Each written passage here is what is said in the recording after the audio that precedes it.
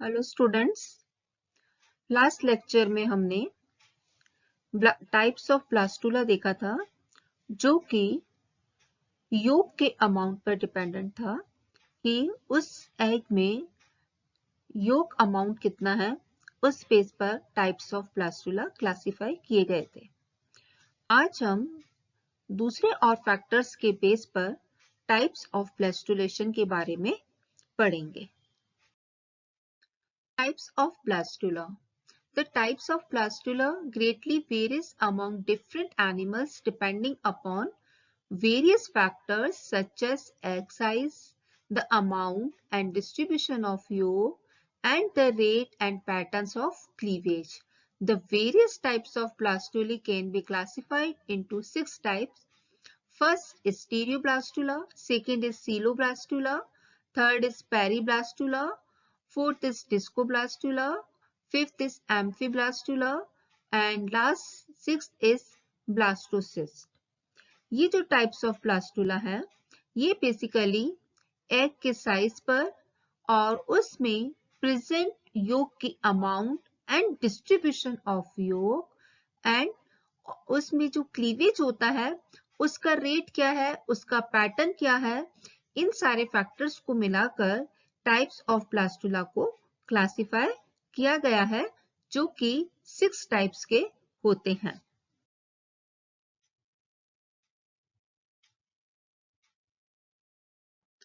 First, stereoblastula. The blastocell is very small. Its blastomeres are less in number but large in size. It is formed as a result of spiral cleavage. Example is Nereis and some molluscan. जो निरीज और मोलास्कस होते हैं उनमें spiral cleavage के कारण स्टीरोब्लास्टुला बनता है और इस स्टीरोब्लास्टुला में जो ब्लास्टोमियर्स बनती हैं उनका नंबर कम होता है लेकिन उनका जो साइज होता है वो बड़ा होता है। Second is coeloblastula. इस प्रकार का जो ब्लास्टुला होता है वो माइक्रोलसाइटल एग्स में पाया जाता है और इनमें जो क्लीवेज होता है उसके कारण सेम साइज के ब्लास्टोमियर्स बनते हैं लेकिन थोड़ी सी इसमें योग अमाउंट पाया जाता है जिसके कारण जहां पर योग प्रेजेंट होता है वहां के जो ब्लास्टोमियर्स होते हैं वो एनिमल पोल की अपेक्षा थोड़े से बड़े होते हैं। इस प्रकार का जो ब्लास्टुला बनता है उसको सीलोब्लास्टुला कहते हैं।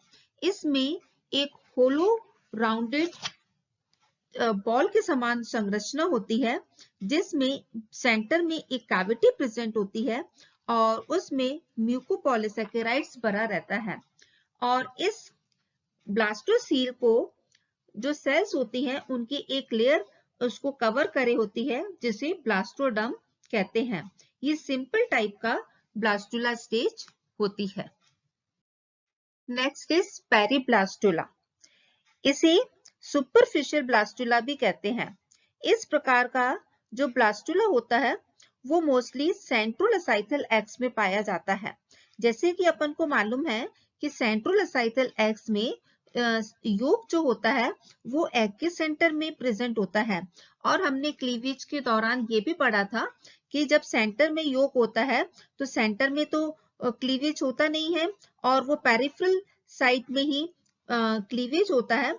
इस कारण इसमें सेंटर में योग होने के कारण इसमें ब्लास्टोसील एब्सेंट होती है और इस तरह का जो पेरिब्लास्टुला होता है वो इंसेक्ट्स में पाया जाता है और योग के चारों ओर ब्लास्टोडर्म पाया रहता है।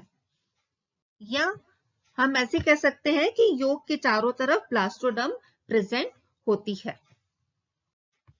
Next is डिस्कोब्लास्टुला।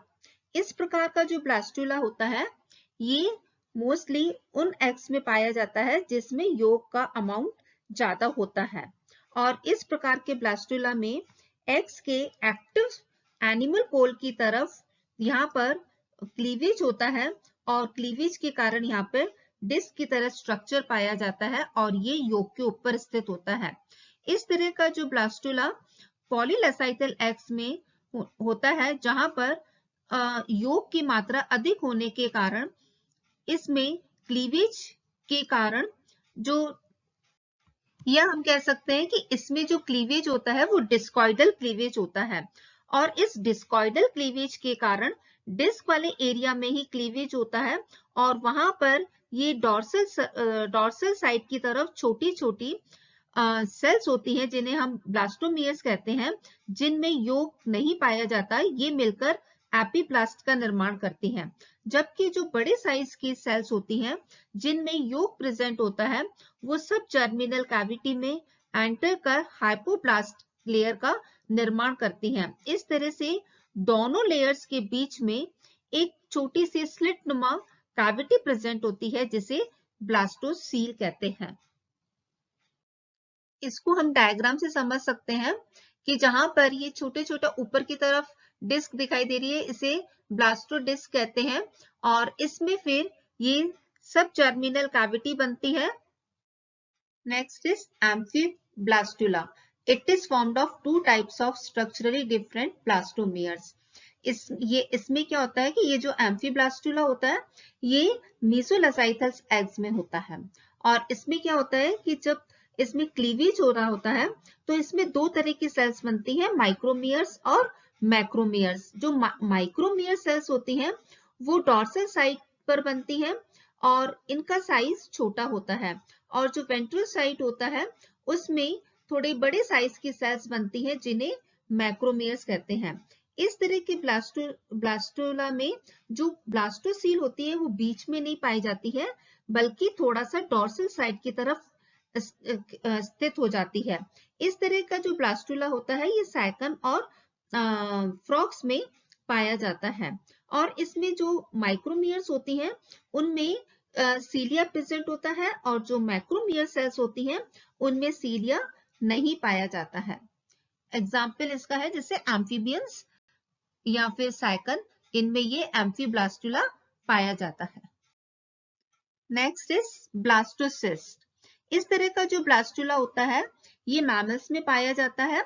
इसमें डेवलपमेंट के समय सेल्स की एक सॉलिड गेंद जैसी स्ट्रक्चर का निर्माण होता है जिसे मॉर्यूला कहते हैं, और जो मॉर्यूला के बाहर पेरिफेरल रीजन में जो सेल्स पाई जाती हैं वो एक लेयर बनाती हैं जिसे ट्रोफोडर्म या ट्रोफोब्लास्ट कहते हैं, और मॉर्यूला के भीतर की ओर इरेगुलर साइज की कुछ सेल्स प्रेजेंट होती हैं और जो कि एक सेलुलर पिंड बनाती हैं, और जो ट्रोफोब्लास्ट और इनर जो सेल्स होती हैं उनके बीच में एक पतली सी स्लिट पाई जाती है जिसे ब्लास्टोसील कहते हैं, और ये ह्यूमन बींग्स में पाया जाता है।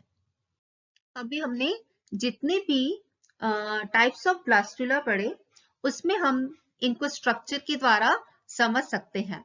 जैसे फर्स्ट है स्टीरियोब्लास्टुला, ए वाला, जिसमें आप देख रहे हैं कि सेंटर में बहुत छोटी सी कैविटी प्रेजेंट है जिसे ब्लास्टोसील कहते हैं, और उसके चारों तरफ लार्ज साइज की सेल्स प्रेजेंट है, और ये एग्जाम्पल है स्टीरियोब्लास्टुला का। फिर इसके साइड में है बी, जिसे हम सीलोब्लास्टुला कहते हैं, जिसमें ये गेंद के समान, राउंडेड गेंद के समान स्ट्रक्चर है, और इसमें बड़ी ब्लास्टोसील प्रेजेंट है और उसके चारों तरफ एक ब्लास्टोडर्म लेयर प्रेजेंट है। इसके बाद सी है जिसे हम एम्फीब्लास्टुला कहते हैं। इस एम्फीब्लास्टुला में आप दो तरह की सेल्स देख रहे हैं, small size and large size. जो स्मॉल साइज सेल्स हैं जिनको माइक्रोमियर्स कहते हैं, और जो लार्ज साइज सेल्स हैं उनको हम मैक्रोमियर्स कहते हैं। फिर डी है जिसे हम डिस्कोब्लास्टुला कहते हैं। इस डिस्कोब्लास्टुला में एपीब्लास्ट और हाइपोब्लास्ट प्रेजेंट होता है, और योग की तरफ जो क्लीवेज होता है वो कम होता है, और सारी जो ब्लास्टोमियर सेल्स होती हैं वो डिस्कॉइड जो डिस्क रीजन होता है वहां पर ये डिवीजन पाया जाता है। उसके बाद आप ई सेक्शन में देख रहे हैं, जो ई डायग्राम है वो पेरीब्लास्टुला है, जिसमें हम देख रहे हैं कि सेंटर में योग प्रेजेंट होता है और पेरिफेरल रीजन में छोटी छोटी ब्लास्टोमियर सेल्स प्रेजेंट है। और उसके बाद लास्ट में आपने जो स्ट्रक्चर दिखाई दे रहा है एफ, वो है ट्रोफोब्लास्ट। ये ब्लास्टोसिस्ट का डायग्राम है जिसमें बाहर की तरफ ये ट्रोफोप्लास्ट दिखाई दे रही है और यहाँ पर अंदर इनर सेल्यूलर लोब प्रेजेंट है जिसको ट्रोफोप्लास्ट ने घेरा हुआ है। इस तरह से ये 6 टाइप्स ऑफ ब्लास्टुला का डायग्राम है जिसको हम इससे समझ सकते हैं।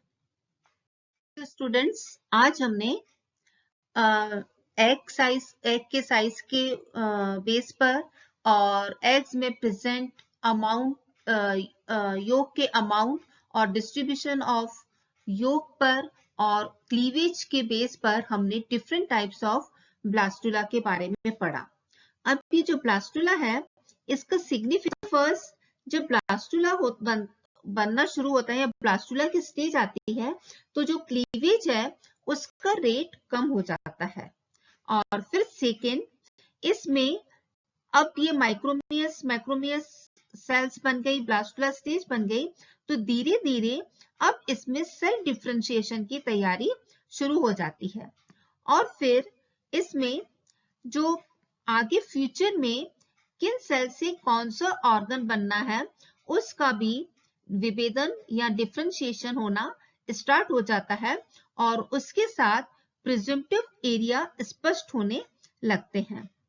नेक्स्ट, अब क्योंकि इसके बाद गैस्ट्रुला स्टेज आती है तो ये गैस्ट्रुलेशन के लिए इनमें मॉर्फोजेनेटिक मूवमेंट के लिए इन सेल्स को तैयारी शुरू हो जाती है इस ब्लास्टुला के खत्म होते होते।